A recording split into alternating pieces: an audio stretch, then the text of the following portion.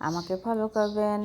আর দেখেন কত এভরিওয়ান, আমি এই যে কাঁচা কাইটটা সিদ্ধ করে নিতে আসি আর ছোট ছোট করে কাটছি চিংড়ি মাছ।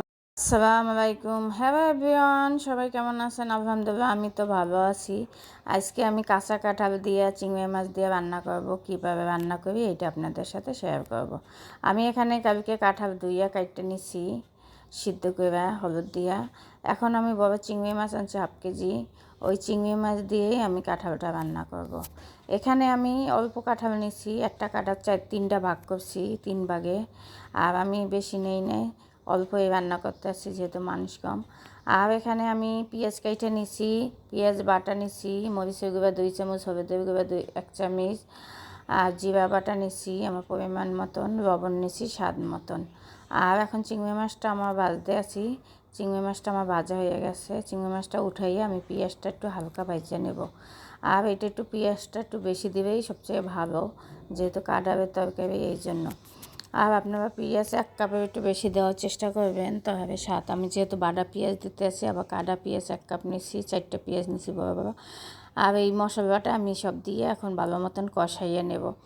এইটা যে খাইতে কী পরিমাণে যে স্বাদ, যে না খাইছেন চিংড়ি মাছ দিয়ে, একবার চিংড়ি মাছ দিয়ে বড় চিংড়ি দিয়ে রান্না করে খাইয়া দেখেন, এত পরিমাণে স্বাদ লাগে।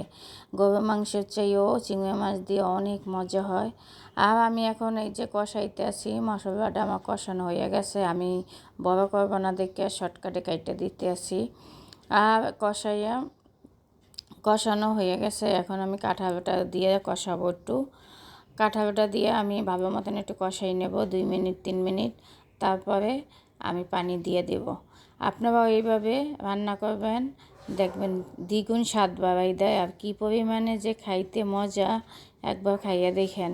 কাঁঠালের তরকারি তো আমাদের বরিশালে খায় না, কিন্তু আমি খুবই পছন্দ করি। আমি ঢাকায় এসে শিখছি। আর আমি এখন পানিটাও দিয়ে দিতে আছি পরিমাণ মতন, যেহেতু সিদ্ধ কাঁঠাল চিংড়ি মাছটা ভাজা নিচ্ছি অনেকক্ষণ। পানিটাও পরিমাণ মতন দিয়ে দিছি, এটা হইতে থাক। আর হয়েছে ডাইকে দিছি। আর নামানোর আগে আমি জিরা ভাজা দেবো। ওই যে আমার কাঁঠালটাও হয়ে গেছে, আমি এখন জিরার গুঁড়া দিয়ে আমি পরিবেশন করব। আর এইটা খাইতে যে কী পরিমাণে, নামানোর আগে জিরা ভাজা দিবেনই। আর এই দেখেন আমার কত সুন্দর কাঁঠালের তরকারিটা হয়েছে, যেমন দেখতে সুন্দর, খাইতে তো আরও মজা।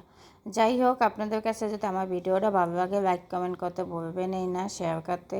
আর আমার কাঁঠালের তরকারিটা কেমন রান্না হইব কমেন্টে অবশ্যই জানাবেন। ভালো হয়েছে।